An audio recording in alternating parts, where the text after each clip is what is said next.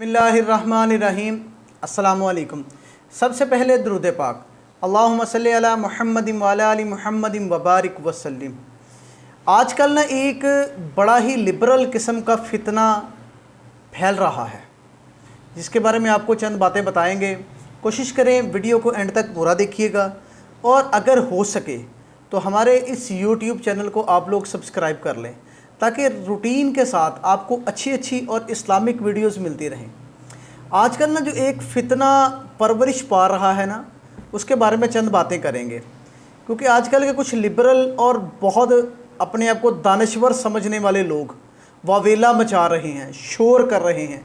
क्योंकि हज का मौसम चल रहा है ना, हज के बारे में कि काबे के गिर्द घूमने से बेहतर है कि किसी गरीब के घर घूम आओ, किसी गरीब की बेटी को ब्याह दो।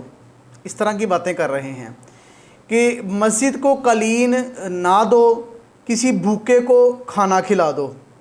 हज और उम्रा पर जाने से पहले किसी गरीब की बेटी का ख़र्चा उठा लो। तबलीग में निकलने से पहले किसी लाचार मरीज़ को दवा फराहम कर दो। मस्जिद में सीमेंट की बोरी देने से बेहतर है किसी के घर आटे की बोरी दे आओ। इस तरह की बातें करते हैं।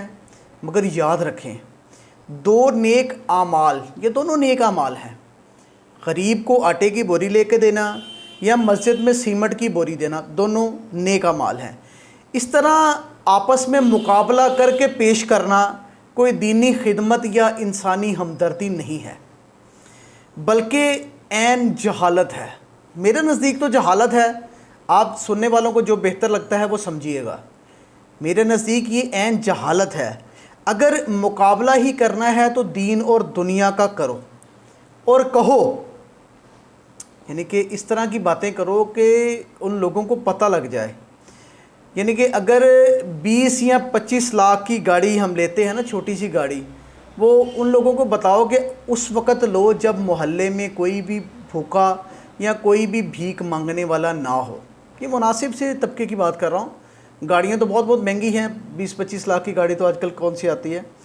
50-60 हज़ार का मोबाइल उस वक़्त लो जब मोहल्ले में कोई भूखा सोने वाला ना हो। ये उन लोगों से मैं कह रहा हूँ जो इस तरह की बातें करते हैं। हर कमरे में एसी उस वक़्त लगवाओ जब कमरे में या गर्मी में बग़ैर बिजली के सोने वाला कोई ना हो। ब्रांडेड कपड़े उस वक़्त ख़रीदो जब सड़क पर फटे पुराने कपड़े पहनने वाला ना हो।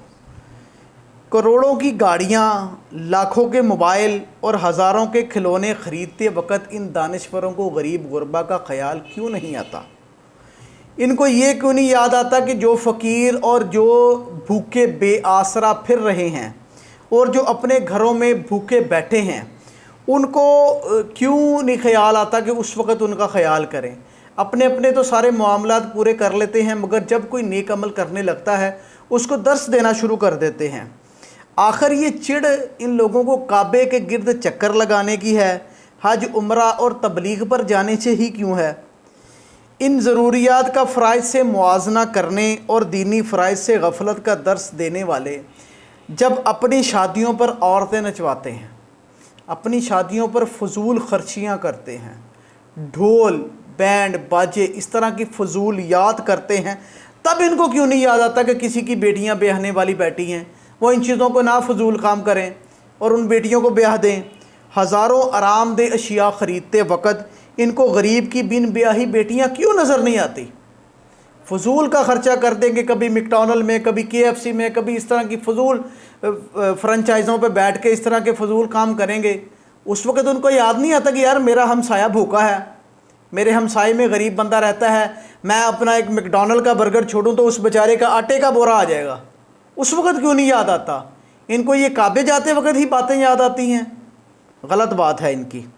क्या इंसानियत की खातिर गैर ज़रूरी अमूर तरक करना बेहतर है या फ़राइज़ का तरक करना? आप बताइए, फ़राइज़ का तरक करना बेहतर है या गैर ज़रूरी अमूर का तरक करना?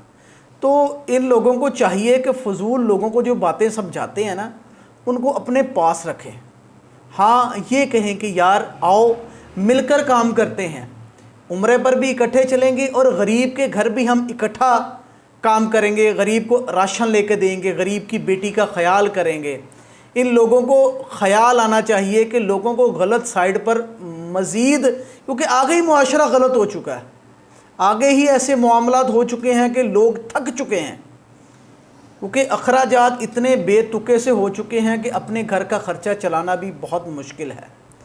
غریب کا خیال بہت ضروری ہے اس دور میں، کیونکہ آج کل کا جو دور چل رہا ہے نا، اس میں گھر کے کرائے، اخراجات، گھر کے معاملات پورے کرنا بہت ہی مشکل ہے۔